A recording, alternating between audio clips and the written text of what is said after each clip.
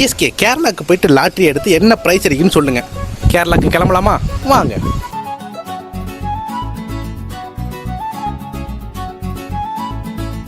Finally பார்த்தீங்கன்னா நம்ம 1 கோடிக்கான lottery எட்டு வந்துட்டோம். இப்போ ஒரே செகண்டில் நான் கோடீஸ்வரர் ஆகிறேன்னா இல்லை லட்சாதிபதி ஆகிறேன்னா இல்லை நான் எப்படி ஆக போகிறேங்கிறத இப்போ நம்ம வெயிட் பண்ணி பார்க்கலாம். ஃபஸ்ட்டு இந்த நம்பரை நம்ம இப்போ ஃபோனில் போட்டு செக் பண்ணுறோம் எவ்வளோ ப்ரைஸ் அடிச்சிருக்குன்னு.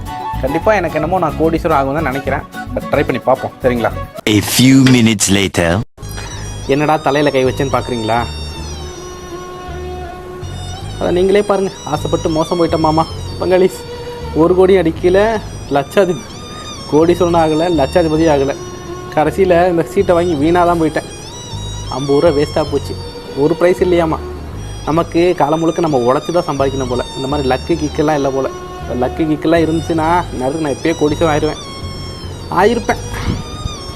பங்காளிஸ் வீடியோ பார்க்குற நீங்கள் மறக்காம சேனலை சப்ஸ்கிரைப் பண்ணிவிட்டு நெக்ஸ்ட்டு என்ன வீடியோ பண்ணலான்னு மறக்காம கமெண்ட்டில் சொல்லுங்கள். நாளைக்கு பார்க்கலாம். வரட்டா?